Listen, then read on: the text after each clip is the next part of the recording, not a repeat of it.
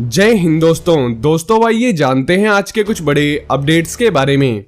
तो दोस्तों, लद्दाख में गलवान घाटी में ऑपरेशन स्नो लेपर्ड के दौरान चीनी सैनिकों के साथ लोहा लेते हुए शहीद होने वाले कर्नल संतोष बाबू को मरणोपरांत महावीर चक्र से सम्मानित किया गया।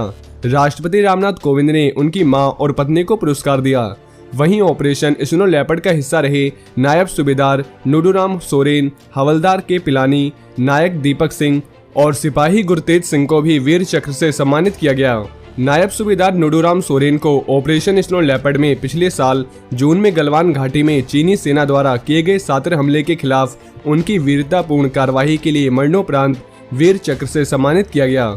राष्ट्रपति रामनाथ कोविंद ने उनकी पत्नी को पुरस्कार दिया और ऑपरेशन स्नो लेपर्ड में गलवान घाटी में चीनी सेना के हमले का जवाब देते हुए शहीद होने वाले नायक दीपक सिंह को उनकी वीरता के लिए मरणोपरांत वीर चक्र से सम्मानित किया गया। साथ ही सिपाही गुरतेज सिंह और हवलदार तेजेंद्र सिंह को मरणोपरांत वीर चक्र से सम्मानित किया गया। वहीं पाकिस्तान बॉर्डर से लेकर चीन बॉर्डर तक इंडियन आर्मी किस तरह दुश्मन के नापाक इरादों को फेल करेगी और किस तरह से जरूरत पड़ने पर दुश्मन का सफाया करेगी, इसकी एक्सरसाइज चल रही है। इंडियन आर्मी अरुणाचल प्रदेश से लेकर लद्दाख और कश्मीर से लेकर हिमाचल प्रदेश तक में एक्सरसाइज कर रही है। ये आर्मी की एनुअल एक्सरसाइज है जिसे EWT यानी एक्सरसाइज विद ट्रूप्स कहते हैं। आर्मी के एक ऑफिसर ने बताया कि जून जुलाई में आर्मी अलग अलग लेवल पर वॉर गेम करती है जिसमें सभी संभावनाओं पर बात होती है और किस हालात में किस तरह आर्मी रिएक्ट करेगी उसका ब्लूप्रिंट तैयार किया जाता है। इसमें हर एक एंगल पर बात कर ऑपरेशन की प्लानिंग तैयार की जाती है।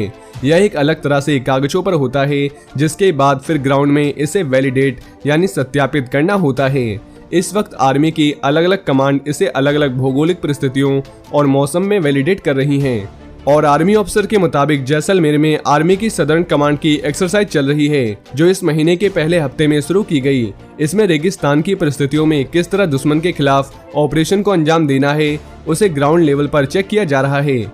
इसमें आर्मी की पैदल सेना, infantry, artillery, armed, air defence सहित सभी आर्म्स हिस्सा ले रही हैं। इसमें आर्टिलरी की अहम भूमिका है क्योंकि रेगिस्तान में होने वाले किसी भी ऑपरेशन में तोपों का अहम रोल होता है। और ये एक्सरसाइज इंटीग्रेटेड वॉरफेयर के लिए ऑपरेशंस को भी वैलिडेट कर रही हैं। इसमें आर्मी के साथ नेवी, एयरफोर्स और BSF मिलकर किस तरह ऑपरेशन को अंजाम देगी यह परखा जा रहा है। वहीं रूस के राष्ट्रपति व्लादिमीर पुतिन की 5 दिसंबर को प्रस्तावित भारत यात्रा से पहले मंगलवार को रक्षा मंत्रालय की एक हाई लेवल बैठक हो रही है। इसमें AK-203 असॉल्ट राइफल के करार को अंतिम रूप देने पर विचार होगा। इस करार में उत्तर प्रदेश के अमेठी में 7.5 लाख AK-203 असॉल्ट राइफल उत्पादन कारखाने का प्रस्ताव शामिल है। AK-203 को लेकर इस करार पर रूसी राष्ट्रपति पुतिन की अगले महीने होने वाली यात्रा के दौरान सिग्नेचर हो सकते हैं। इस पर डिफेंस प्रोक्योरमेंट काउंसिल की मंगलवार को होने वाली खास बैठक में विचार होगा। वहीं भारतीय वायुसेना के ग्रुप कैप्टन अभिनंदन वर्धमान को शौर्य चक्र से नवाजे जाने पर पाकिस्तान को मिर्ची लगी है। पाकिस्तान के विदेश कार्यालय ने अभिनंदन के सम्मान पर तीखी प्रतिक्रिया दी है। पाकिस्तान ने जहर उगलते हुए सच्चाई को स्वीकार करने से साफ इनकार कर दिया है, जबकि पूरी दुनिया जानती है कि फरवरी 2019 में भारत के ग्रुप कैप्टन अभिनंदन ने अपने MiG-21 बाइसन फाइटर जेट से पाकिस्तान के F-16 को मार गिराया था। पाकिस्तानी विदेश कार्यालय ने लगभग 2.5 साल बाद भी सच्चाई को स्वीकार करने से साफ इनकार कर दिया है। कार्यालय ने कहा कि पाकिस्तान पूरी तरह से निराधार भारतीय दावों को क्लियर रूप से खारिज करता है कि फरवरी 2019 में पाकिस्तान अधिकृत कश्मीर में पकड़े जाने से पहले एक भारतीय पायलट ने पाकिस्तानी F-16 जेट को मार गिराया था।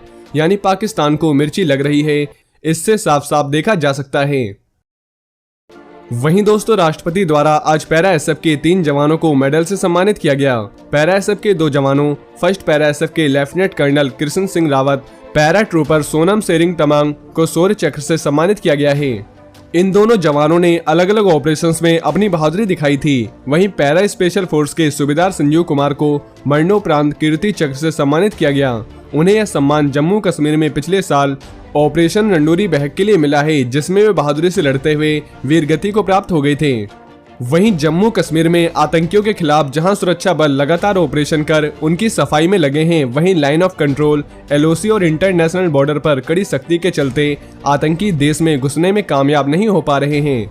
जब भी आतंकी लाइन ऑफ कंट्रोल को पार करने की कोशिश करते हैं तो भारतीय सेना के साथ मुठभेड़ में मारे जाते हैं। खुफिया एजेंसियों के सोर्सेस से जानकारी मिल रही है कि पाकिस्तान ने आतंकियों के घुसपैठ का नया प्लान तैयार किया है, जिसके तहत आतंकवादी अब भारत पाकिस्तान सीमा और एलओसी पर बने नदी नालों का रेकी कर रहे हैं, ताकि वह अपने गोताखोरों या फिर पानी के अंदर ही अंदर आतंकियों को भारत की सीमा में भेज सकें। खुफिया एजेंसियों के सोर्सेस से यह भी जानकारी मिल रही है कि पिछले कुछ महीनों में पाकिस्तान की नेवी और पाकिस्तान की सेना लश्कर समेत कई आतंकी गुटों को वाटर कॉम्बैट ट्रेनिंग दे रही है, यानी समुद्र हो या फिर नदी हो या फिर छोटे मोटे नाले, उसके जरिए घुसपैठ से लेकर के आतंकी हमलों का इस्तेमाल किया जाए। यानी दोस्तों कुछ भी हो जाए ये नहीं सुधरेंगे। वहीं इंडियन आर्म्ड फोर्सेस के बीच कम्युनिकेशन को सुरक्षित एवं मजबूत बनाने के लिए वायुसेना के लिए 2236 करोड़ रुपए की लागत से देश में ही बनी GSAT-7C सैटेलाइट की खरीद को मंगलवार को मंजूरी दी गई। रक्षा मंत्री राजनाथ सिंह की अध्यक्षता में आज हुई डिफेंस प्रोक्योरमेंट काउंसिल की बैठक में इस प्रस्ताव को मंजूरी दी गई। इस प्रस्ताव को जरूरत के आधार पर खरीद की श्रेणी में मेक इन इंडिया के तहत मंजूरी दी गई है। वायुसेना के मॉडर्नाइजेशन और संचालन जरूरतों को ध्यान में रखते हुए यह निर्णय लिया गया है और इसकी अनुमानित लागत 2236 करोड़ रुपए है। सॉफ्टवेयर डिफाइंड रेडियो के लिए सैटेलाइट का पूरा डिजाइन, विकास और लॉन्च देश में ही किया जाएगा। इसकी बदौलत हमारी सेनाएं एक दूसरे के साथ सभी तरह की परिस्थितियों में पूरी सुरक्षा के साथ सीमा से आगे तक संपर्क साधने में सक्षम होंगी। तो दोस्तों ये थे आज के कुछ बड़े डिफेंस अपडेट। इसके अलावा अगर आप भारतीय सेना से जुड़ी ऐसी और भी जानकारी जानना चाहते हैं तो आपको हमारे चैनल पे मिल जाएगी। और ये वीडियो अगर आपको पसंद आई हो तो वीडियो को ज्यादा से ज्यादा शेयर करें और चैनल को सब्सक्राइब करना ना भूलें। जय हिंद, जय भारत।